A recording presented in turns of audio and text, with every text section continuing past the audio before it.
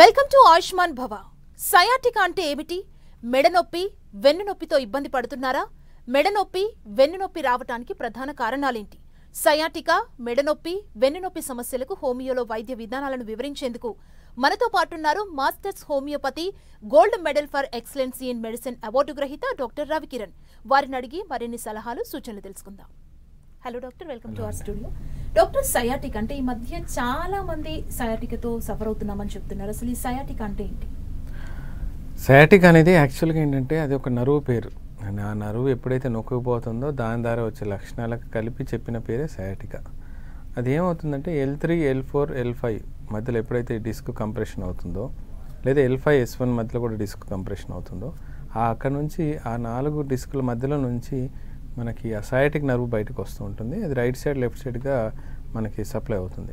దాని యొక్క ముఖ్య కర్తవ్యం ఏంటంటే మన కాలుకి సంబంధించిన బ్లడ్ సప్లై కానీ, నర్వ్ సప్లై కానీ, లేకపోతే దానికి సంబంధించిన కమ్యూనికేషన్స్ని మన బ్రెయిన్ నుంచి కింది కాలు వరకు అందించే బాధ్యత సయాటికా నర్వ్ది. ఎప్పుడైతే దాని మీద కంప్రెషన్ పెరిగిపోతుంటుందో, లేదా దాని మీద ఎప్పుడైతే ఒత్తిడి పెరిగిపోతుంటుందో, ఆటోమేటిక్గా దాంట్లో నొప్పులు మొదలవుతాయి. ఎస్పెంటి నొప్పి అంటే లాగుతున్నట్టు ఉండే నొప్పి, లేకపోతే పట్టేసినట్టు ఉండే నొప్పి, ఇది ఫస్ట్ స్టార్టింగ్లో ఉండే లక్షణాలు ఉంటాయి. ఆ తర్వాత మంట రావటం కానీ, లేకపోతే ఎలక్ట్రిక్ షాక్ లాంటి పెయిన్ రావటం కానీ జరుగుతూ ఉంటుంది. అది వెనక నుంచైనా రావచ్చు, అంటే వెనక బ్యాక్ నుంచైనా రావచ్చు, లేదా ముందు సైడ్ నుంచైనా మనకి అది స్ప్రెడ్ అయ్యే అవకాశం ఎక్కువగా ఉంటుంది. దాంతో ఏంటంటే మనకు నడవటంలో కానీ, ఎక్కువసేపు నిలబడ్డప్పుడు కానీ, లేకపోతే ఎక్కువసేపు కూర్చున్నప్పుడు కానీ మనకు చాలా ఒక విధమైన డిస్కంఫర్ట్ ఉంటుంది ఫస్ట్ స్టేజ్లో. సెకండ్ స్టేజ్కి వచ్చేసరికి ఆ మంట మనం తాళలేని పరిస్థితి. అప్పుడు ఇమ్మీడియట్గా వాళ్ళు ఏదైనా ఆయిల్స్ కానీ, మసాజ్ కానీ చేయటం, లేదా టైట్గా బాడీ కాల్ని కంప్రెస్ చేసినట్టుగా పట్టుకోవడం లాంటివి జరుగుతుంటుంది. ఫోర్త్ స్టేజ్కి అలా వచ్చేసరికి అసలు నిలబడలేరు, కూర్చోలేరు, అసలు ఆ మంట తాళలేక ఇంకా పెయిన్ కిల్లర్ ఇంజెక్షన్స్ ఎన్ని వాడినా సరే తగ్గలేని పరిస్థితికి వస్తూ ఉంటుంది.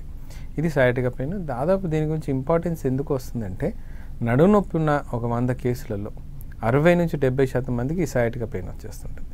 అందుకని సయాటికా పెయిన్ యొక్క ఇంపార్టెన్స్ పెరుగుతూ ఉంది. దీనికి సాధ్యమైనంత వరకు చాలామంది ఏంటంటే సర్జరీ చేయాలి అనేది చెప్తూ ఉంటారు. అలా సర్జరీ కాకుండా మనం మెడిసిన్ ద్వారా తగ్గించుకునే అవకాశం హోమియోపతి ద్వారా ఉంది. అందుకని సయాటికా పెయిన్ గురించి 3rd, even 4th stage entry వరకు ఉన్న ఏ స్టేజ్లో అయినా సరే మనం హోమియోపతి మెడిసిన్ ద్వారా దీన్ని క్లియర్ చేసుకునే అవకాశం ఉంటుంది. ఓకే డాక్టర్, అంటే సయాటిక్ అంటే ఏజ్ గ్రూప్ వాళ్ళకి ఎక్కువగా ఇది అటాక్ అవ్వడం జరుగుతుందంటే మీ ఎక్స్పీరియన్స్లో, మీ దగ్గరకు వస్తున్న పేషెంట్స్లో ఎవరిలో ఎక్కువగా చూస్తున్నారు? మేము చూస్తున్న మట్టుకైతే సర్వైకల్ లుంబార్ స్పాండిలైటిస్ కేసెస్ ఏవైతే ఉన్నాయో, అంటే డిస్క్ కంప్రెషన్ అవ్వటం కానీ, లేకుంటే డిస్క్ ప్రొలాప్స్ అవ్వటం కానీ, లేకపోతే డిస్క్ లేదా స్పైనల్ స్టెనోసిస్ అయిన కేసెస్లో మనకు ఎక్కువగా కనబడుతూ ఉంటుంది. ఇది ఏజ్ గ్రూప్ ప్రకారం చూసుకున్నట్లయితే కొంత అరుగుదల కానీ, లేదా మీరు చేసే పని ఒత్తిడిని బట్టి కూడా మన వెన్నుపూసలో పడే ఒక ప్రెషర్ని తట్టుకోలేక సయాటికా రిజల్ట్ వచ్చే అవకాశాలు ఎక్కువగా ఉంటాయి. కాబట్టి మనం ఎక్కువ శాతం ఇది 30 to 35 ఇయర్స్ మధ్యలో కానీ, లేదా 45 to 50 ఇయర్స్ మధ్యలో కానీ, 60 ఇయర్స్ మధ్యలో కానీ మనం గమనించవచ్చు. కానీ లేడీస్ విషయానికి వచ్చినట్లయితే ఆఫ్టర్ డెలివరీస్ కానీ, లేకపోతే ఎప్పుడైతే మనకు లుంబార్ అనస్థీషియా ఇస్తూ ఉంటారో, ఒక్కొక్కసారి ప్రాపర్గా ఇవ్వలేనప్పుడు, నర్వ్ డ్యామేజ్ అయినప్పుడు కూడా మనకి సయాటికా లక్షణాలు కొంచెం ఎక్కువగా వచ్చే అవకాశం ఉన్నాయి. లక్కీగా ఏంటంటే ఇంతవరకు ఇంకా చిన్నపిల్లల్లో ఆ ప్రాబ్లం రాలేదు. కాకపోతే బ్యాక్ పెయిన్ మొదలవుతూ ఉంటుంది బికాజ్ ఆఫ్ వాళ్ళు స్కూల్ బ్యాగులు ఎక్కువగా మోయటం కానీ, లేకపోతే ఈ మధ్యలో జిమ్లలో ఎక్కువ జాయిన్ అయిపోయి అడ్డదిడ్డంగా వెయిట్ లిఫ్ట్ చేయటం, దాని ద్వారా డిస్క్లలో కంప్రెషన్ రావటం లాంటివి జరుగుతూ ఉంటుంది.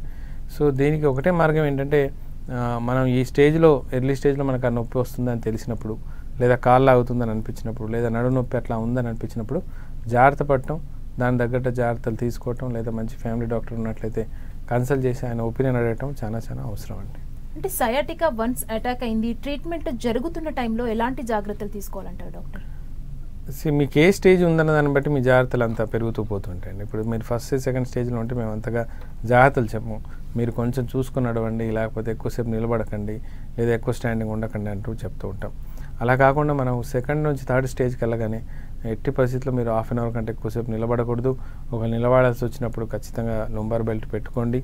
3వది ఏంటంటే మీరు పడుకున్న పోస్చర్స్ మీరు జాగ్రత్త పడుకోవటం, అంటే మీరు స్ట్రేట్గా పడుకుంటున్నారా, సైడ్కి పడుకున్నారా, సైడ్కి పడుకున్నప్పుడు మీ కాళ్ళు వెన్నుపూస పొజిషన్స్ ఎట్లా ఉన్నాయి అనేది చాలా అవసరం. 3వ విషయానికి వచ్చినట్లయితే బరువులు ఎటువంటి పరిస్థితుల్లో వాడిని ఎత్తడానికి లేదు. ఇంకోటి ఏంటంటే ముందుకు వంగి ఏ పనులు చేయడానికి కూడా లేదు. సో ఇలాంటి కొన్ని జాగ్రత్తలు మనం చెప్తూ ట్రీట్మెంట్ మనం చేస్తూ ఉంటాం. దానితోడు కొంచెం ఎక్సర్సైజెస్ చేయటం కానీ కొన్ని యోగా లాంటి పోస్చర్స్ మనం మేనేజ్ చేసినప్పుడు ఈ సయాటికా ప్రాబ్లమ్ని కొంచెం త్వరగా క్లియర్ చేసుకునే అవకాశం ఉంటుంది. అలా కాకుండా మనం ఓన్లీ మెడిసిన్ మీద డిపెండ్ అయినా సరే ఈ సయాటికా ప్రాబ్లమ్ని అప్పటికే తగ్గించవచ్చు, కానీ కొంత టైం పడుతుంది. కానీ ఫిజియోథెరపీ కానీ యోగా సహాయంతో మాత్రం చాలా అద్భుతంగా దీన్ని కవర్ చేసుకునే అవకాశం ఉందండి. అంటే ఎన్ని స్టేజెస్ ఉంటాయి డాక్టర్ సయాటికాలో? అంటే ఏ స్టేజ్లో మీ దగ్గరకు వస్తే తొందరగా క్యూర్ అయ్యే అవకాశాలు ఉంటాయి? అదే ఇంత ముందుగా చెప్పినట్టు నేను ఫస్ట్, సెకండ్, థర్డ్ స్టేజ్లో సయాటికా ప్రాబ్లమ్ని మనం కవర్ చేసుకోవచ్చమ్మా. ఎప్పుడైతే ఫోర్త్ స్టేజ్కి వెళ్ళిపోతుంటుందో, అంటే ఎప్పుడైతే మీకు బ్లాడర్ మీద అంటే యూరిన్ మీద కంట్రోల్ తప్పిపోతుంది, మోషన్ ఎప్పుడు వస్తుందో ఎప్పుడు పోతుందో అర్థం కాని పరిస్థితి, మంట భరించలేనట్టుగా ఉంటుంది, అంటే ఎవరైనా కట్ చేసి మనకి నిప్పులతో మనకు కాల్చినట్టుగా అనిపించడం కానీ, లేకపోతే ఎలక్ట్రిక్ పెయిన్ అంటే ఒక కరెంట్ షాక్ తగిలినట్టుగా అనిపించడం కానీ, ఆ పెయిన్ భరించలేకుండా, ఎస్పెషల్లీ ఈ పెయిన్స్ మనకు మిడ్ నైట్లో కానీ లేకపోతే అర్ధరాత్రి పూట ఎక్కువగా మొదలవుతూ ఉంటాయి. సో ఈ పెయిన్స్ తట్టుకోలేనప్పుడు అప్పుడు మనం దాన్ని సర్జరీ కింద పంపించే అవకాశం ఉంటుంది తప్ప మిగతా 90% కేసెస్ ఏవి కూడా ఆ స్టేజ్కి వెళ్ళవు. ఆ వెళ్ళే లోపలే మీరు మన దగ్గరికి రాగలిగితే హోమియోపతి ట్రీట్మెంట్కి డెఫినెట్గా మీకు 100% రిజల్ట్స్ ఇవ్వడానికి అవకాశం ఉందండి. ఓకే డాక్టర్, మన కాలర్ ఉన్నారు సంధ్య గారు. సంధ్య గారు నమస్తే అండి, డాక్టర్ గారు ఉన్నారు, మీ సమస్య ఏంటో చెప్పండి. హలో సంధ్య గారు చెప్పండి అమ్మా. సార్ నాకు ఇది కుడి సైడ్ మొత్తం బ్యాక్ పెయిన్, కాలు దాకా బాగా నొప్పి సార్. ఓకే సంధ్య గారు చెప్పండి. టీవీ వాల్యూమ్ మ్యూట్ లో పెట్టి డాక్టర్ తో మాట్లాడండి. అవునండి నేను బయటనే ఉన్నాను. ఇప్పుడు మాట్లాడండి. హలో చెప్పమ్మా సంధ్య. సార్ నాకు ఈ కుడి సైడ్ బాగా నొప్పి సార్. ఎక్స్రే తీపించిన నార్మల్ వెళ్ళింది. ఓకే అది చీమలు వస్తాయి మొత్తానికి, కాలు అసలు నడమిస్తలేదు సార్. ఓకే సార్ ఒక నరం అనేది ఉబ్బుతుంది సార్ కొద్దిగా. మీ వయసు ఎంతమ్మా? హలో మీ వయసు ఎంత? 30 సార్. 30 years అమ్మా. ఓకే ఇది ఎక్స్రేలో ఏమవుతుందంటే అమ్మా క్లియర్గా మనకు అంటే లోపల డ్యామేజ్ అయింది క్లియర్గా రాదు. ఒక వీలు పడితే మీరు అఫోర్డ్ చేయగలిగితే మాత్రం ఒకసారి మీరు ఎంఆర్ఐ చేయించుకున్నట్లయితే మనకు క్లియర్గా వస్తుంది. ఈ రిగార్డింగ్ నొప్పులు ఏదున్నా సరే హోమియోపతిలో అయితే ఖచ్చితంగా తగ్గుద్దమ్మా. ఏజ్ చిన్నది కాబట్టి డెఫినెట్గా మీ ప్రాబ్లమ్ని అయితే 100% సాల్వ్ చేసుకునే అవకాశం ఉంది. మీరు ఎస్టీ బస్సులో దాని గురించి టెన్షన్ పడాల్సిన అవసరం లేదు. డాక్టర్ దగ్గరికి వెళ్ళే ముందు మాత్రం ఎంఆర్ఐ లుంబార్ రీజన్ అని చెప్పండి. అది ఎంఆర్ఐ తీసుకున్న తర్వాత ఎన్ని డిస్కులు కంప్రెస్ అయినాయి, అసలు కంప్రెస్ అయిందా, ప్రొలాప్స్ అయిందా, లేకపోతే ఆ డిస్క్ మధ్యలో మనకు ఒక జెల్లీ లాంటి పదార్థం ఉంటుంది న్యూక్లియస్ పల్పస్ అని, అదేమైనా లీకేజ్ అయిపోయిందా లేకపోతే మొత్తానికి ఒక స్టిక్ అయిపోయిందా అన్న విషయం మనకు క్లియర్గా అవుతుంది. కొన్నిసార్లు ట్యూమర్స్ వల్ల కూడా మనకు నొప్పులు వచ్చే అవకాశం ఎక్కువ ఉంటుంది. అంటే ఏదైనా ఉండొచ్చు. సో ఎక్స్రే అనేది ప్రైమరీ అసిస్టెన్సే, కానీ ఇప్పుడు మనకు కొత్త టెక్నాలజీస్ వచ్చాయి కాబట్టి ఎంఆర్ఐ చేయించుకున్నట్లయితే చేసే డాక్టర్కి ట్రీట్మెంట్ కూడా చాలా ఈజీగా ఉంటుందమ్మా. ఓకే డాక్టర్, అంటే ఈ సయాటికాకి సంబంధించి మాస్టర్స్ హోమియోపతిలో ఎలాంటి ట్రీట్మెంట్ ఉంది డాక్టర్? ఇప్పుడు మాస్టర్స్ హోమియోపతిలో కానీ ఒక ఐడియల్ హోమియోపతిక్ ట్రీట్మెంట్ ఎలా ఉంటుందంటే మన డిసీజ్ని బట్టి కాకుండా మనిషిని బట్టి ట్రీట్మెంట్ ఉంటుంది. అల్టిమేట్గా మీ మనుషులు ఒక టోటల్గా మన కాన్స్టిట్యూషన్ తీసుకొని ఆ కేస్ టేకింగ్ ప్రాపర్గా తీసుకొని ఆ డిసీజ్ ఎందుకు వచ్చింది, ఎలా వచ్చింది, మూల కారణం ఏంటి, యాక్సిడెంట్ వల్ల వచ్చిందా, బరువు వల్ల వచ్చిందా, లేపడం వల్ల వచ్చిందా, కొన్నిసార్లు ఎమోషనల్గా బాగా డిస్టర్బ్ అయినప్పుడు కూడా బాడీ మీద ఎఫెక్ట్ పడిపోతుంది, దానివల్ల వస్తుందా, ప్రెగ్నెన్సీ డెలివరీ టైంలలో వచ్చిన తేడాల వల్ల వస్తుందా అన్న ఒక ఎలిమెంట్ ఫ్రమ్ అంటుంటాం. ఆ కారణాలు కనుక్కుంటూ దానికి తగ్గట్టుగా అనలైజ్ చేసి మన ట్రీట్మెంట్ ఇవ్వగలిగినప్పుడు ఏమవుతుందంటే డిస్క్ కంప్రెషన్స్ ఏవైతే ఉన్నాయో రిలీజ్ అయిపోయి నర్వ్ కంప్రెషన్ అక్కడ నుంచి వెళ్ళిపోతుంది. ఎప్పుడైతే ఆ నర్వ్ కంప్రెషన్ మన పక్క తప్పిపోతుందో ఆటోమేటిక్గా మీకు సయాటికా పెయిన్ అనేది తగ్గిపోతుంది. ఇది ఎలా జరుగుతుంది అంటే శరీరం తనంతట తాను మార్చుకొని సెట్ చేసుకునే ప్రాసెస్ కాబట్టి దీనికి ఖచ్చితంగా మీరేంటో మాకు ప్రాపర్గా తెలియాలి. అప్పుడే కాన్స్టిట్యూషన్ ట్రీట్మెంట్ ఇవ్వగలుగుతాం. అది మనకు పర్మనెంట్ ఉండిపోతుంది. అందుకని మేము గ్యారెంటీ చెప్పగలుగుతాం అనమాట. ఒకసారి తగ్గిపోయింది హోమియోపతిలో అంటే మళ్ళీ నాకు తెలిసి మీరు చేసుకున్నంత పొరపాట్లు లేకుండా జీవితాన్ని సరిగ్గా నడుపుకున్నట్లయితే జీవితంలో మళ్ళీ సయాటికా వచ్చే అవకాశం అయితే లేదు. ఓకే డాక్టర్, మెడ నొప్పి అంటే ఈ మధ్యకాలంలో ఎవరిని కదిపినా ఆల్మోస్ట్ నెక్ పెయిన్తో ఇబ్బంది పడుతున్నామని చెప్తున్నారు. అంటే ఇప్పుడున్న సిచ్యువేషన్ అంటే సిస్టమ్స్ చూడడం దీనివల్ల ఏమైనా ఎక్కువ కేసెస్ అవుతున్నాయా? మీరేం చెప్తారు నెక్ పెయిన్కి సంబంధించి? నెక్ పెయిన్ అనేది యాక్చువల్గా ఏంటంటే మన బాడీకి మన బ్రెయిన్కి ఒక కనెక్టివిటీ పార్ట్లో మనకు నెక్ అటాచ్ అయి ఉంది. అది ఒక సర్వైకల్ రీజన్స్ అంటాం. అంటే వెన్నుపూస మొత్తం తీసుకున్న cervical, thoracic, lumbar and sacrum region మనం దాని కింద మనం కన్సిడర్ డివైడ్ పార్ట్ చేస్తూ ఉంటాం. ఈ సర్వైకల్ మనకు ఒక 7 వెన్నుపూసలతో అటాచ్ అయ్యి మన బాడీని కనెక్ట్ చేస్తూ ఉంటుంది. కాకపోతే ఏంటంటే ఇది most flexible, most easy, most డ్యామేజబుల్గా ఉంటుంది. దీన్ని ఎంత జాగ్రత్తగా కాపాడుకుంటే అంత మంచిది. ఇప్పుడు చాలామంది మీకు ఎప్పుడైతే మనం బార్బర్ షాప్స్కి వెళ్తుంటాం లేకుంటే కటింగ్ షాప్కి వెళ్ళినప్పుడు ఏం చేస్తారంటే వాళ్ళు తలని ఇష్టం అంటే తిప్పేయటం, ఇట్లా అనటం అట్లా అనటం చేస్తుంటారు. కానీ అది ఎప్పుడు కూడా అలాంటిది కరెక్ట్గా అడ్వైజబుల్ కాదు. అది మీకు అవ్వలేదు ఏం ఇబ్బంది అంటే అది అదృష్టమే తప్ప అది అవ్వదన్న గ్యారంటీని కాదు. ఏదున్నా సరే కనీసం ఒక మామూలుగా ఇలా మూమెంట్ ఇచ్చుకోవడం వరకే మీకు అలౌడ్ తప్ప మీరు తలని ఇలా రౌండ్గా తిప్పేయటం అలా తిప్పేయటం కూడా చేయకూడదు. అంత డెలికేట్గా సర్వైకల్ రీజన్స్ ఉంటాయి. ఎప్పుడైతే మీరు వర్క్ చేస్తున్నప్పుడు లేదా ఏదైనా మొబైల్ చూసినప్పుడు లేదా ముందుకు వెళ్ళినప్పుడు మీ తల ముందుకు వెళ్ళినప్పుడు ఆటోమేటిక్గా ఆ ప్రెషర్ అనేది మనకు డిస్కుల మీద పడిపోతుంటుంది. ఆ డిస్క్ మేనేజ్ చేయలేక డిస్క్ ప్రొలాప్స్ అయిపోతుంది. అంటే ఒకదాని మీద ఒకటి పడిపోవటం కానీ, లేకుంటే ఆ వెన్నుపూస యొక్క కెనాలు దగ్గరకు అయిపోవటం, లేకుంటే ఆ నరాలను నొక్కిపోయినట్టు అయిపోవటం, దాన్ని స్పైనల్ స్టీనోసిస్ అంటుంటాం. ఇదేమో డిస్క్ ప్రొలాప్స్ అంటుంటాం. ఇవి ఎప్పుడైతే మొదలైపోద్దో దాన్ని మనం సర్వైకల్ స్పాండిలైటిస్ అంటుంటాం. ఆ సర్వైకల్ స్పాండిలైటిస్ ఒకసారి వచ్చింది అంటే ఆ మెడ నొప్పి మీకు బాగా లాగుతున్నట్లయితే ప్రాణాంతకం అంటూ ఏమి ఉండవండి. కానీ ఎప్పుడైతే ఆ మెడ లాగుతూ ఉంటుందో మీకు ఏ పని చేయాలన్నా అసలు కంప్లీట్ 100% కమిట్మెంట్ దాని మీద పెట్టలేదు. ఎందుకంటే మీకు నొప్పి లాగుతూ ఉంటుంది. ఒక పని చేద్దామంటే చేతులు లాగుతూ ఉంటాయి, తిమ్మిర్లు పట్టేస్తుంటాయి, మళ్ళీ చేయి లేపలేని పరిస్థితి. ఒకవేళ లాగినా సరే ఒక సపోజ్ లెఫ్ట్ సైడ్ ఎక్కువ కంప్రెషన్ ఉందనుకోండి, ఆ లెఫ్ట్ సైడ్ కంప్రెషన్ ఉండగానే అది హార్ట్ పెయిన్ మీకు అర్థం కాదు, ఇది నిజంగానే సర్వైకల్ వల్ల వస్తుందో అర్థం కాదు. పడుకుందామంటే అటు సైడ్ తిరిగి పడుకోలేని పరిస్థితి, తిమ్మిర్లు అనిపించడం, ఆ ఎలక్ట్రిక్ షాక్లాగా అనిపించడం, బాగా ముదిరిపోయిందంటే కనీసం మీరు నడిచే బ్యాలెన్స్ కూడా మీ బాడీ కంట్రోల్లో ఉండదు, అలా తూలిపోతూ నడుస్తుంటారు. ఇంకా అది కాకుండా సర్వైకల్ స్పాండ్ ఇంకా పెరిగిపోయి చెవు లెవెల్లో ఇంపాక్ట్ స్టార్ట్ అయింది అంటే ఆ టినిటస్ అంటే చెవులో సౌండ్లు వినపడటం, లేకుంటే చెవులో ఇవి చేయటం కూడా దీనివల్ల మొదలవుతూ ఉంటుంది. అండ్ పెయిన్ ఎంత హెవీగా ఉంటుందంటే ఏ పెయిన్ కిల్లర్ వేసుకోవాలో అర్థం కాదు. వేసుకున్నా సరే ఒకసారి 6 to 7 hours తర్వాత మళ్ళీ పెయిన్ మొదలవుతూ ఉంటుంది. సో అంత దూరం తెచ్చుకునే ముందు జాగ్రత్తగా మనం ఒక డెలికేట్ ఆర్గాన్ని లేదా ఒక డెలికేట్ సిస్టాన్ని మనం డీల్ చేస్తున్నాం మర్చిపోకుండా ప్రాపర్గా మేనేజ్ చేసుకోగలిగితే బాగుంటుంది. మేము కూడా ఏ హోమియోపతిక్ మెడిసిన్స్ ఇచ్చినా డ్యామేజ్ లెవెల్ అండర్ కంట్రోల్ ఉన్నంత వరకే మెడిసిన్స్ పనిచేసేస్తాయి తప్ప ఒకసారి టోటల్గా డ్యామేజ్ అయిపోయింది ఏదైనా డాక్టర్ గారు చూసుకుంటారంటే మద్దదండం అంటూ ఏది ఉండదు. ఏదైనా సరే రిపేర్ చేయగలిగాం కానీ కొత్త అయితే పెట్టలేని పరిస్థితి. ఇంకా సర్జరీ విషయానికి వచ్చామా, అది ఉన్న డిస్క్ని ఒక మెకానికల్గా అరేంజ్ చేసి దాన్ని మేము కాపాడే ప్రయత్నం చేస్తారు తప్ప వాళ్ళు కూడా కొత్తవి తెచ్చి పెట్టలేరు. సో ఆటోమేటిక్గా మీకు బోన్లో స్ట్రెంత్ లేదు, వెన్నుపూసలలో బలం లేదు, మళ్ళీ ఒకదాని మీద ఒకటి పడిపోతూ ఉంటాయి. ఆ పడిపోయిందంటే మళ్ళీ నొప్పి మొదటికి వస్తుంది. సో తిరిగి తిరిగి పేషెంట్స్ అలసిపోవడమే తప్ప రిజల్ట్స్ రాదు. సో అంత దూరం తెచ్చుకోవడం ఎందుకు, ఎర్లీ స్టేజ్లో first stage, second stage, third స్టేజ్లోనే డాక్టర్ని కన్సల్ట్ చేసుకొని ట్రీట్మెంట్ వాడుకొని వాళ్ళు చెప్పిన ఎక్సర్సైజ్ చేస్తా వాళ్ళు చెప్పిన జాగ్రత్తలు తీసుకున్నట్లయితే సర్వైకల్ స్పాండిలైటిస్ని చాలా మటుకు మనం అవాయిడ్ చేయొచ్చు, క్యూర్ చేయొచ్చు అండ్ పర్మనెంట్గా సెట్ చేయొచ్చు. ఓకే డాక్టర్, మరో కాలర్ ఉన్నారు. శివాజీ గారు. శివాజీ గారు నమస్తే అండి. డాక్టర్ గారు ఉన్నారు, మీ సమస్య ఏంటో చెప్పండి. నమస్తే సార్. చెప్పండి Shivaji. Sir good afternoon sir. చెప్పండి. శివాజీ గారు మీ టీవీ వాల్యూమ్ ని మ్యూట్ లో పెట్టి డాక్టర్ తో మాట్లాడండి. సార్ నాకు మరోసారి చెప్పరా. అది ఫైనల్ కార్డ్స్ ఆపరేషన్ అయ్యిందండి. Okay okay. దానివల్ల ఏంటంటే ఇప్పుడు ఆపరేషన్ అయిన తర్వాత కింద పొంగలేకపోతున్నానండి. Okay okay. దానివల్ల ఏమైనా ఎక్సర్సైజ్ చేస్తే ఏమైనా రిలీఫ్ అయ్యే ఏమైనా అవకాశాలు ఉంటాయని అడగడానికి ఫోన్ చేస్తాను సార్. నార్మల్గా ఏమవుతుందంటే మీరు ఒకసారి ఆపరేషన్ చేసిన తర్వాత హీలింగ్ టైం అని ఒకటి ఉంటుంది. అంటే ఒక 2-3 weeks, 4 weeks, 5 weeks అట్లా టైమింగ్ ఉంటుంది. ఆ టైంలో మీరు ఎటువంటి ప్రయోగాలు కానీ అంత అర్జెంటుగా ముందు కొంగి బరువులు ఎత్తే పనులు కానీ ఇది చేయకూడదు. ఒకవేళ చేయాల్సి వచ్చినా మీరు ముందుకు వెళ్లకుండా సైడ్ నుంచి వండి తీసుకోవడానికి ప్రయత్నం చేయండి.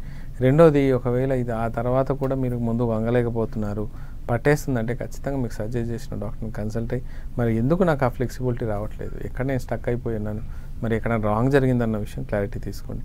దానికి కూడా 3 వారాలు మ్యాక్సిమం మీరు వెయిట్ చేయండి, అంతకుమించి వెయిట్ చేయకూడదు. ఎందుకంటే 3 వారాల కంటే ఇంకా 5 వారాలు 7 వారాలు అలా వెయిట్ చేస్తూ మీరు ఇంకా ముందుకు వంగలేదంటే అక్కడ డిసీజ్ పెరిగిపోయి ఫిక్స్ అయిపోయే అవకాశాలు ఎక్కువగా ఉంటుంది. సో మళ్ళీ మనం ఏదైనా ట్రీట్మెంట్ చేద్దాం అనుకున్నా అది చేయలేని పరిస్థితికి వెళ్ళిపోతాం. సో ఒక 2 to 2 weeks మ్యాక్సిమం మనం వంగలేకపోతున్నాం. సో ఇమ్మీడియట్ మీరు సజెస్ట్ చేసిన డాక్టర్ని అడిగేసి రీజన్ ఏంటి, దానికి మనం ఏ విధంగా సెట్ చేయొచ్చు అని చెప్తారు. వాళ్ళు ఖచ్చితంగా సజెస్ట్ చేస్తారు. మోస్ట్లీ వాళ్ళు ఫిజియోథెరపీ కానీ కొన్ని మెడికేషన్స్ మార్చి మీకు హెల్ప్ చేస్తారండి. అట్లాగే ఉండిపోతుందని భయపడద్దు. అది కాకపోయినా హోమియోపతి ట్రీట్మెంట్ ద్వారా మేము సెట్ చేయొచ్చండి. ఓకే డాక్టర్, అంటే నెక్ పెయిన్కి సంబంధించి ఈ రోజుల్లో చాలామంది మొబైల్ ఫోన్స్కి ఎక్కువగా అడిక్ట్ అయ్యారు, చిన్నపిల్లల నుంచి పెద్దవాళ్ళ వరకు. అంటే మొబైల్ పొజిషన్ కరెక్ట్గా లేకపోతే మెన్నొప్పి ఎక్కువగా వస్తుందని కూడా చెప్తుంటారు కదా, మీరేం చెప్తారు దానికి సంబంధించి? 100% నేను స్క్రీన్ టైం అంటాను. యాక్చువల్గా ఏంటంటే మీరు మొత్తం మీద మొబైల్లో మీరు స్పెండ్ చేసే టైం ఎంతగా ఉందని. మీరు ప్రతి మొబైల్లో ఏ మొబైల్ మనం ఇలా పెట్టుకొని చూడడం, మ్యాక్సిమం మొబైల్ అంతా ఇలాగే పెడతాం. సో ఆటోమేటిక్గా మీ నెక్ బెండ్ అవుతూనే ఉంటుంది. ఆ నెక్ బెండ్ అయినప్పుడు అంటే స్ట్రైట్గా ఉన్నప్పుడు మీ నెక్ యొక్క వెయిట్ ఒకవేళ 5 kgs 4 kgs ఉన్నట్లయితే బెండ్ అయినా కొద్దీ దాని యొక్క వెయిట్ పెరుగుతుంటుంది. అంటే కొంచెం మీరు ఒక 35 యాంగిల్స్ లేదా 45 యాంగిల్స్ పెట్టగానే 5 kgs ఉన్న వెయిట్ కాస్త 8 to 9 kgs వెయిట్ కనబడుతుంది. అలా కాకుండా మీరు 90 యాంగిల్లో మీరు పెట్టినట్లయితే అది 15 kgs వెయిట్ ఎక్కువ అవుతుంది. మరి 15 kgs వెయిట్ని మోయేసేంతగా సర్వైకల్ స్పాండిలైటిస్ అంటే సర్వైకల్ స్పైన్స్ అయితే రెడీ అవ్వాలి. ఆ వెన్నుపూసలు అయితే దానికి తగ్గట్టుగా 15 kgs అలా అది కొంతవరకే బేర్ చేయగలుగుతుంది. అలా అని చెప్పి మీరు 1 hour 2 hours 3 hours 4 hours మీరు మొబైల్ మీద అలా స్పెండ్ చేస్తున్న కొద్దీ మీ యొక్క ప్రాబ్లం ఎక్కువైపోతుంది. ఎందుకంటే ఈ జాయింట్ అనేది చాలా వీక్ అయిపోయి ఆ మధ్యలో న్యూక్లియస్ పల్పస్ అని ఉంటుంది, దాన్ని మొత్తంకి డ్యామేజ్ అయిపోయి ప్రాబ్లం ఎక్కువ అవుద్ది. ఆటోమేటిక్గా మీరు కనీసం తల తిప్పలేని పొజిషన్, ఇటు నుంచి అటు తిప్పరు, నొప్పి ఎక్కువైపోద్ది, ఏ పని చేసుకోలేరు, కళ్ళు తిరిగిపోతుంటాయి, నిద్ర పట్టదు. సో ఏదున్నా మొబైల్ అయితే సాధ్యమైనంత వరకు తక్కువ స్క్రీన్ టైం వాడడానికి ప్రయత్నం చేయండి. లేదు అవుతుంది దానికి కంపల్సరీ ఉందంటే మీరు ఖచ్చితంగా ఎర్గానమిక్స్ పొజిషన్లో పెట్టడం నేర్చుకోండి. అంటే మీ తలని ఇలాగ చూసి లేదా కొంచెం ఇలా బెండ్ అయ్యే వరకు చూసుకునేలాగా మొబైల్ పెట్టుకోవటమో లేదా ట్యాబ్ పెట్టుకోవటమో లేకుంటే కంప్యూటర్ స్క్రీన్ పెట్టుకోవడం లాంటివి చేయాలి తప్ప ఏమాత్రం మీరు ఎంత బెండ్ అవుతుంటే అంత సర్వికల్ ప్రాబ్లం పెరుగుతుంది అనేది మాత్రం అర్థం చేసుకోవాలి. అండ్ పడుకొని చూడటాలు లేకపోతే నిలబడి వెళ్ళేటప్పుడు చూసుకుంటూ వెళ్ళటాలు మాత్రం అవాయిడ్ చేస్తే బెటర్ అండి. ఓకే డాక్టర్, కాలర్ ఉన్నారు మల్లికార్జున గారు. మల్లికార్జున గారు నమస్తే అండి, డాక్టర్ గారు ఉన్నారు, మీ సమస్య ఏంటో చెప్పండి. నమస్తే సార్. చెప్పండి మల్లికార్జున. యాక్చువల్గా నాకు సర్వైకల్ రెడిక్యులోపతి అని వచ్చిందండి రీసెంట్గా. యాక్చువల్గా పెయిన్ అనేది నాకు చెవుల దగ్గర నుంచి కింద జాస్ వరకు కూడా ఉంటుంది. అవునండి. అది మెయిన్గా ల్యాప్టాప్ అన్నారు, అందుకని స్క్రీన్ స్టాండ్ ఒకటి పెట్టుకుని కొంచెం లెవెల్ మెయింటైన్ చేస్తున్నాం ప్రస్తుతానికి. ఓకే. అదే డాక్టర్ గారిని కన్సల్ట్ చేస్తే లైరికా టాబ్లెట్ వేరేది ఒకటి ఇచ్చారు యాక్చువల్లీ మెగ్నీషియం నుంచి. ఓకే. అవి లాంగ్ టర్మ్ కంటిన్యూ చేయొచ్చా మెడిసిన్స్? ఎందుకంటే నేను నెక్ సపోర్ట్ లేకుండా కూర్చుంటే నాకు పెయిన్ అనిపిస్తుంది ఇప్పుడు కూడా. ఓకే. ప్రస్తుతానికైతే నేను ఒక పిల్లు లాగా పెట్టుకుని చైర్లో కూర్చున్నప్పుడు మేము నెక్ సపోర్ట్ ఉండేట్టు కూర్చుంటున్నాం వాళ్ళు. ఓకే. అంటే యాక్చువల్గా ఏంటంటే మల్లికార్జున అది లాంగ్ టర్మ్ వాడచ్చా వాడకూడదు అనేది కామెంట్ చేయడానికి నేను కరెక్ట్ కాదు, ఆ డాక్టర్ మీరే చెప్తారు. రెండో విషయం ఏంటంటే ఏదైనా సరే మీరు టెంపరీ సొల్యూషన్కి వెళ్ళకుండా మీ ఏజ్ చిన్నది కాబట్టి పర్మనెంట్ సొల్యూషన్కి వెళ్ళే ప్రయత్నం చేయండి. ఎందుకు పర్మనెంట్ వెళ్ళాలి అంటే మీది ఇంకా సాఫ్ట్వేర్ జాబ్ అనేది మీకు తప్పదు, 50-55 వరకు చేయక తప్పదు. అంటే మళ్ళీ మీ స్క్రీన్ టైం పెరుగుతుంది లేదా మీరు మెడను మళ్ళీ వాడాల్సి వస్తుంది. అందుకని మీ మెడను స్ట్రెంగ్తన్ చేసుకోండి, మజిల్ స్ట్రెంగ్తన్ చేసుకోండి, స్పైన్ లేదా బోన్ స్ట్రెంగ్తన్ చేసుకోండి. దాని లోపల నర్వ్ కనెక్షన్స్ బ్లడ్ కనెక్షన్స్ ప్రాపర్గా డిస్టర్బ్ అవ్వకుండా కనెక్షన్ చేసుకుంటూ దాని మీద కొంచెం మీరు ఇన్వెస్ట్ చేయడం మొదలెట్టండి. ఇన్వెస్ట్ చేయడం అంటే డబ్బులని కాదు, కొంచెం ఆలోచించడం, ఎక్సర్సైజ్ చేయటం, డైట్లో కొంచెం కరెక్షన్ చేయటం, సైడ్ ఎఫెక్ట్ లేనటువంటి హోమియోపతిక్ ట్రీట్మెంట్ స్టార్ట్ చేయటం. ఇవి 3 కాంబినేషన్లో వర్కౌట్ చేసుకుంటేనే రేపు ఫర్దర్లో మీకు ఎటువంటి ఇబ్బంది లేకుండా వర్కౌట్ అవుతుంది తప్ప ఇప్పుడు ఇది వాడాను రేపు ఇప్పుడు పిల్లో పెట్టారు అది పెట్టారు కొంతవరకు బాగానే ఉంటుంది. కానీ ఎప్పుడైతే నొప్పి తగ్గుతో మీ పిల్ల వెనక్కి వెళ్ళిపోతుంది, మీరు ఆఫీస్లో వెళ్ళి వర్క్ చేయాల్సి వస్తుంది, అక్కడ అవన్నీ కంఫర్ట్ జోన్స్ ఉండవు, వర్క్ చేయకపోతే మీ ఇల్లు నడుస్తుంది. సో అందుకని నేను చెప్పినట్టుగా ఈ ట్రయాలజీ మీరు మెయింటైన్ చేయగలిగితే 100%గా మీరు నెక్ని స్ట్రెంగ్తన్ చేసుకుంటారు అండ్ జాబ్ కూడా వదిలే పరిస్థితి రాదు. అండ్ మెడిసిన్స్ ద్వారా మీరు ప్రయత్నం చేయండి. సో ఇమ్మీడియట్గా రిలీఫ్ వచ్చిందా సరే, లేకపోతే హోమియోపతి షిఫ్ట్ అయిపోయి ట్రీట్మెంట్ మొదలెట్టండి, డెఫినెట్గా మీ ప్రాబ్లమ్ సాల్వ్ అవుతుంది. ఓకే డాక్టర్, అంటే నెక్ పెయిన్ ఎక్కువగా ఉన్న వాళ్ళు, అంటే నెక్ పెయిన్ రావడానికి ఒక రీజన్ పిల్లో పొజిషన్ కూడా కరెక్ట్గా నైట్ పడుకునేటప్పుడు పెట్టుకోకపోవడం వల్ల వస్తుంది అంటుంటారు కదా, మీరేం చెప్తారు మా ప్రేక్షకులు? డెఫినెట్గా పిల్లో పొజిషన్స్ చాలా చాలా ఇంపార్టెంట్. యాక్చువల్గా సుపైన్ పొజిషన్ అంటే పడుకునే పొజిషన్లో ఆల్ ఓవర్ ద వరల్డ్లో ప్రాపర్గా పడుకునే వాళ్ళ కంట్రీ ఏదైనా ఉందంటే జపాన్ కానీ south Asian countries especially Korean countries వాళ్ళు పడుకునే పోస్చరే పర్ఫెక్ట్ పోస్చర్. వాళ్ళు యాక్చువల్గా బల్లపరపు మీద కానీ లేకుంటే కింద పడుకోవడం కానీ మ్యాట్ వేసుకొని పిల్లో లాగా ఇంతే వాడతారు. మన దగ్గర పిల్లో సైజులే పెరుగుతుంటాయి. మీకు ఎంత అది కూడా ఎందుకు పెద్దగా పెట్టుకుంటున్నారంటే మీరు మళ్ళీ మొబైల్ చూడాలిగా నైట్ పడుకునేటప్పుడు. ఆ స్టేజెస్ పెట్టుకున్నప్పుడు ఆటోమేటిక్గా మీ పడుకునే పోస్చర్ కాస్త లెఫ్ట్ అయిపోతుంది. అంటే ఒక 15 డిగ్రీ యాంగిల్లో పడుకోవాల్సిన తల మీకు 35 to 45 డిగ్రీ యాంగిల్లో అది కంటిన్యూగా పడుకుంటున్నట్లయితే బెడ్ మీద కనీసం మీరు 7 to 8 అవర్స్ మీరు స్పెండ్ చేస్తారు. సో 7 to 8 అవర్స్ మీకు డైలీ అది పొజిషన్ ఉంటుంది. ఏదైనా గుర్తుపెట్టుకోండి, 25 years to 40 years మధ్యలో మీకు మ్యాక్సిమం కంప్లైంట్స్ కనబడవు. ఎందుకంటే బాడీ రిస్టోర్ చేసుకోవడానికో లేకుంటే దాన్ని తట్టుకోవడానికో అది బాడీ సెట్ అవుతుంది. ఎందుకంటే మీ బాడీ 100 yearsకి సర్వైవల్ అయ్యగా మ్యానుఫ్యాక్చర్ అయ్యి వచ్చింది. అది 40 years వరకు మీకు పెద్ద లక్షణాలు చూపిస్తుంది. ఎప్పుడైతే 40 దాటుతుందో మీకు లక్షణాలు కనబడతాయి. ఆటోమేటిక్గా చాలా తేడాలు కనబడతాయి. 50 years వచ్చేసరికి ఎందుకు బతుకుతున్నావా అన్న లెవెల్కి వెళ్ళిపోతూ ఉంటారు. అప్పుడు రికవర్ చేయాలన్నా డాక్టర్స్ దగ్గర ఉన్న ఆప్షన్స్ చాలా తక్కువగా ఉంటాయి. సో ముందు నుంచి కూడా పోస్చర్స్ కానీ పడుకునే విధానం కానీ ఏ చేయి మీద పడుకుంటున్నాం, చెయ్యి మీద ఎక్కువసేపు మనం పోస్చర్ ఇది ఐ మీన్ బ్యాలెన్స్ చేస్తున్నామా, వెయిట్ వేస్తున్నామా, ఇది పడుకునేటప్పుడు కంఫర్ట్ జోన్లో ఉందా లేదా, అసలు ఒరిజినల్ పొజిషన్ ఏంటి, ఖచ్చితంగా డాక్టర్ని అడిగే ప్రయత్నం చేయండి. మీ అంతటా మీరు పిల్లలు కొంటారు అది స్పాంజ్గా ఉంది, లేకపోతే మెమరీ ఫోమ్ వాడాడు దానివల్ల మనకి ఏ ఇబ్బంది రాదు, లేదా హార్డ్గా వాడుతున్నాం, అది భ్రమలో ఉండొద్దు. ఖచ్చితంగా డాక్టర్ ఎస్పెషల్లీ ఆర్థోపెడిషన్ కానీ ఫిజియోథెరపిస్ట్ వాళ్ళ సజెషన్స్ చాలా అవసరం. అండ్ రెగ్యులర్గా యోగా అనేది మ్యాండేటరీ అండి. ఓకే డాక్టర్, వెన్ను నొప్పి అంటే ఈ సమస్య రావడానికి మెయిన్ రీజన్స్ ఏమంటారు? ఇప్పుడు వెన్ను నొప్పి అనగానే మామూలుగా ఏంటంటే అందరూ ఓన్లీ బ్యాక్ నొప్పిని వెన్ను నొప్పి అంటుంటాం. అలా కాదండి. వెన్ను పూస ఎక్కడ వరకు సప్లై అవుతుందో అది ఎక్కడ పెయిన్ వచ్చినా దాన్ని వెన్ను నొప్పి అంటాం, దాన్ని బ్యాక్ పెయిన్ అంటాం. ఇంతవరకు మనం సర్వైకల్ గురించి మాట్లాడుతుంటే నెక్ గురించి మాట్లాడాం, అది వన్ పార్ట్. సెకండ్ పార్ట్ ఏంటంటే థొరాసిక్ రీజన్, ఇక్కడ నుంచి ఇక్కడ వరకు వచ్చే థొరాసిక్ రీజన్లో అంటే లుంబార్ స్టాండ్ అయ్యే వరకు. అంతకుముందు వరకు మనం బ్యాక్ పెయిన్ సైడ్కి అంటే లుంబార్ రీజన్ గురించి మాట్లాడినాం. ఈ టీ లెవెల్ నుంచి ఇది 12 స్పైన్స్ ఉంటాయి, అంటే 12 మనకి వెన్నుపూసలు ఉంటాయి. వీటిలో ఇబ్బందులు తక్కువ ఉంటాయి, కాకపోతే నొప్పులు ఎప్పుడు ఎక్కువ వస్తుంటాయి అంటే ఎవరైతే మనకు చేతుల వర్క్ ఎక్కువ చేస్తారో, లేకపోతే బట్టలు ఎక్కువ ఉతుకుతారో, చపాతీలు ఎక్కువ చేస్తారో, లేకపోతే కుకింగ్లో కానీ లేకపోతే ఈ హ్యాండ్ ప్రెషర్ ఎక్కువగా వాడుతున్నారో వాళ్ళల్లో ఈ లోపల వెనక వస్తుంటుంది. దానికి కొన్నిసార్లు రిఫరల్ పెయిన్స్ కూడా యాడ్ అవుతాయి. అంటే మీకు గ్యాస్ ఎక్కువైనప్పుడు కూడా వెనకకు నొప్పి పట్టేయటం కానీ, లాగలేకపోవడం పట్టడం కానీ, ఆ తేనుపులు తీయలేరు పట్టలేరు అట్లా పట్టేసినట్టుగా అనిపిస్తుంది. కొన్నిసార్లు బోన్ క్యాన్సర్స్ వల్ల కానీ లేకపోతే ట్యూమర్స్ వల్ల కూడా మనకు తెలుస్తుంటుంది. నేను ఎక్స్రేని ఎప్పటికీ ఎంకరేజ్ చేస్తాను, నేను కాదన్ను, అది చీపెస్ట్ వే టు డయాగ్నోసిస్. కానీ మీకు నొప్పి తగ్గట్లేదు, ఎంత మంచి మెడిసిన్ ఇచ్చి తగ్గట్లేదు అంటే ఖచ్చితంగా ఒక్కసారి ఎంఆర్ఐ స్పైనల్ కట్ చేసుకోవడం చాలా అవసరం. అది బోన్ క్యాన్సర్స్కి వెళ్తుందా, ట్యూమర్స్కి వెళ్తుందా, ఇంకేదైనా అబ్స్ట్రక్షన్ ఉందా, లేదా ఏమైనా డ్యామేజ్ అయింది అనేది దాంట్లో మైన్యూట్ వేలో కూడా మనకు తెలిసిపోతుంటుంది. స్పైన్ విషయంలో అస్సలు నెగ్లెక్ట్ చేయొద్దు, అది మీకు మొత్తం నిలబెట్టేది లైఫ్ అంతా. అది దాని మీద నెగ్లెక్ట్ చేసుకున్నారంటే చాలా ఇబ్బందులు పడతారు. ఓకే డాక్టర్, కాలర్ ఉన్నారు. నమస్తే అండి, డాక్టర్ గారు ఉన్నారు, మాట్లాడండి. నమస్కారం సార్. చెప్పండి సార్, నేను మెడనొప్పి, కాలు నొప్పులు. సార్ నమస్కారం సార్. వినబడుతుంది, చెప్పండి, పర్లేదు సార్. నేను నల్గొండ నుంచి ఆర్టీసీ కండక్టర్ సైకిల్ మాట్లాడుతున్నాను. ఓకే సార్ వినబడుతుంది. ఆర్టీసీ కండక్టర్ నొప్పులు ఎక్కువ వస్తున్నాయి మీకు? సార్ అదే కాళ్ళ నొప్పి, కాళ్ళ తిన్నీళ్ళు, చేతుల తిన్నీళ్ళు, కాళ్ళు షేప్ రావడం, చేయి షేప్ రావడం,